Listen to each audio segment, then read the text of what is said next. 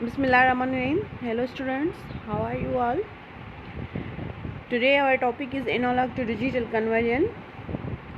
So let us start our lecture.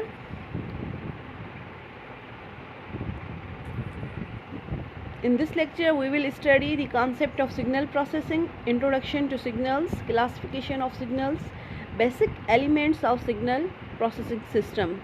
Then we will study why we require analog to digital conversion.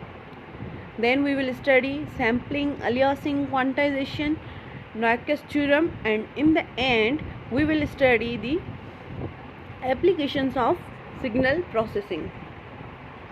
Okay. So first of all, what is signal processing? Representation, transformation, manipulation of signal and the information they contain. Signal को जो हम represent करते हैं या एक form से दूसरे form में कन्वर्ट करते हैं या उस पर कोई ऑपरेशन परफॉर्म करते हैं, उस प्रोसेस को हम कहते हैं सिग्नल प्रोसेसिंग.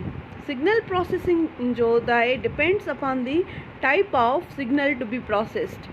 सिग्नल प्रोसेसिंग जो होता है वो डिपेंड करता है कि वो किस सिग्नल को प्रोसेस कर रहा है. आइदर वो एनालॉग सिग्नल है या डिजिटल सिग्नल है. अगर एनालॉग सिग्नल होगा तो वो हमारा होगा एनालॉग सिग्नल प्रोसेसिंग, अगर डिजिटल होगा तो वो हमारा होगा digital signal processing.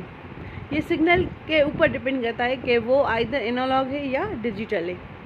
Okay, is it clear? उसके बाद हमारा आता है analogue signal processing. Analogue signal processing क्या होता है? Continuous time signal are processed.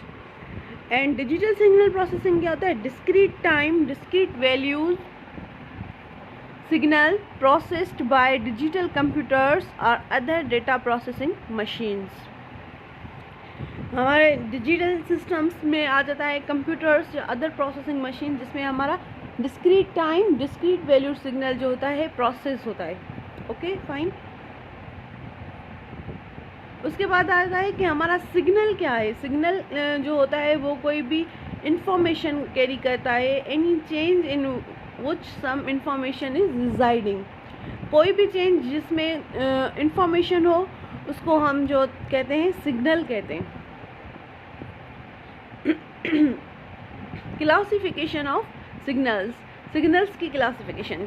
Signals जो होते हैं वो कंटिन्यूस टाइम भी होते हैं, डिस्क्रीट टाइम सिग्नल्स भी होते हैं, कंटिन्यूस वैल्यूड सिग्नल भी होते हैं, डिस्क्रीट वैल्यूड सिग्नल्स भी होते हैं, डिटर्मिनिस्टिक होते हैं और रैंडम सिग्नल्स होते हैं, one dimensional and multi dimensional signals. So let us start in detail. Continuous time signal which are continuous in time, and discrete time signal which are discrete in time, and continuous valued signal जिसका amplitude भी continuous हो और discrete valued जिसका amplitude discrete हो. Deterministic signal वो होते हैं जिनका हमें पैटर्न पता होता है कि इस अभी जैसे हमारी साइन वेव होती है या हमारी साटूथ वेव होती है, उसमें हमें पैटर्न पता होता है कि आगे चल के ये वेव ऐसे ही आएगी. हाँ, हमें मतलब पैटर्न उसका पता होता है सिग्नल का कि ये इस टाइम के बाद इस टाइम तक कैसे आएगा. और जो रैंडम सिग्नल्स होते हैं जैसे हमारा वॉइस सिग्नल है या हमारा नॉइस है, ये जो होते हैं रैंडम सिग्नल्स होते हैं. हम प्रेडिक्ट नहीं कर सकते कि इस टाइम के बाद सिग्नल का शेप कैसा होगा. वन डायमेंशनल सिग्नल जो होते हैं उसमें एक इंडिपेंडेंट वेरिएबल होता है जैसे हमारा वॉइस हो गया, और मल्टी डायमेंशनल सिग्नल उसमें दो से ज़्यादा जो होते हैं इंडिपेंडेंट वेरिएबल होते हैं. जैसे हमारी इमेज हो गई, थ्री डायमेंशनल सिग्नल या टू डायमेंशनल सिग्नल जो है हमारी इमेज है, वीडियो जो है हमारी थ्री डायमेंशनल सिग्नल है. उसके बाद आता है why we require analog to digital conversion. In real world, most data is characterized by analog signals.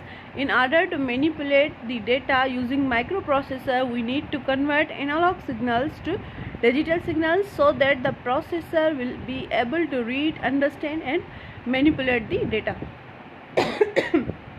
Real world में जो होता है हमारे सिग्नल्स एनालॉग होते हैं, पर जो हमारा कंप्यूटर होता है, जो हमारी मशीन्स होती हैं, वो हमारे एनालॉग सिग्नल्स को नहीं समझ सकती. इसलिए हम उस एनालॉग सिग्नल को डिजिटल में कन्वर्ट करते हैं ताकि microprocessor computer will able to read, understand and manipulate the data.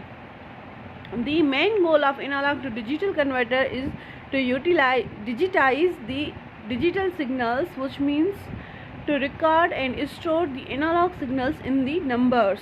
मतलब असां वटि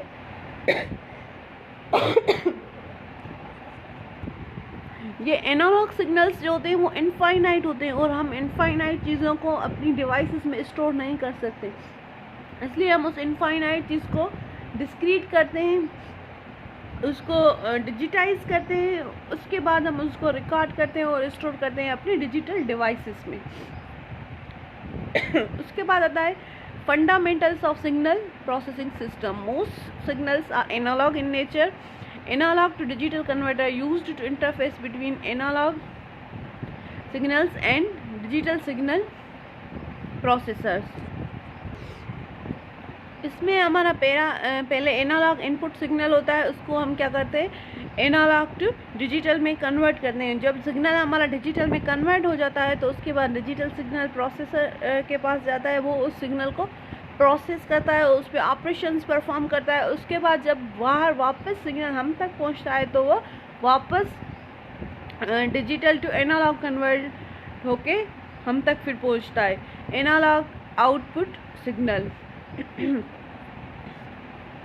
सो जो फर्स्ट ऑफ ऑल हम एनालॉग टू डिजिटल कन्वर्जन करते कैसे हैं? फर्स्ट ऑफ ऑल तो हम एनालॉग सिग्नल की सैम्पलिंग करते हैं। सैम्पलिंग क्या है? First step in going from analog to digital in signal processing, sampling is the reduction of continuous signal to a discrete signal।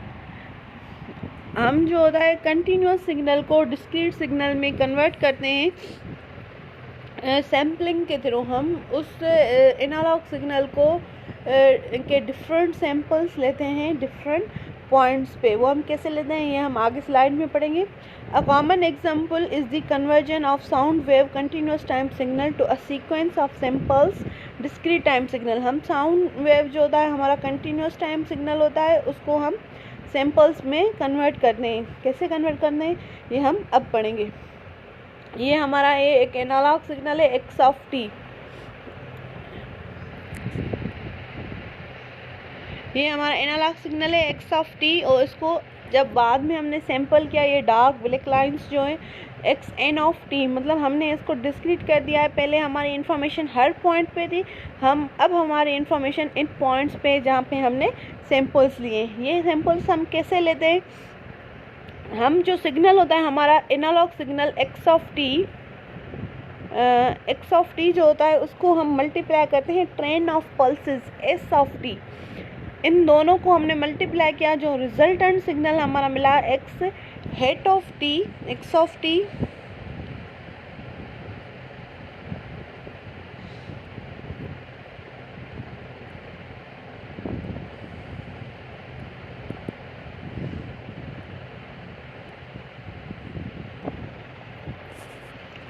सही है। ये भी सेम ही ये जो नीचे इसके पिक्चर है स्विच वाली, ये भी सेम ही है। मतलब एक्स ऑफ टी और एस ऑफ टी को हम दोनों को मल्टीप्लाई कर रहे हैं और रिजल्टेंट सिग्नल जो होता है वो हमारा digital time signal discrete time signal होता है। ये हमारा एनालॉग सिग्नल था, उसको हमने ट्रेन ऑफ इम्पल्सेस से मल्टीप्लाई किया। इन दोनों सिग्नल्स को ऊपर वाले जो हैं एक्स ऑफ टी और एस ऑफ टी, इन दोनों को जब हमने मल्टीप्लाई किया तो हमारा रिजल्टेंट सिग्नल ये बना एक्स ऑफ एन। इसको हम कहते हैं सैंपल डिस्क्रीट टाइम सिग्नल। हमने इस एनालॉग सिग्नल के सैंपल्स ले लिए। ओके, उसके बाद आता है हमारा नाइक्वेस्ट थ्योरम। नाइक्वेस्ट थ्योरम क्या होता है कि मतलब हम ये जो सैंपल्स ले रहे हैं वो किस रेट पे, इसका रेट बताता है कि मतलब हम कितने सैंपल्स हमें लेने चाहिए। Nyquist theorem, in order the samples represent correctly the analog signal, the sampling frequency must be greater than twice the maximum frequency of the analog signal. Fs should be greater than or equal to 2 fm। जो fm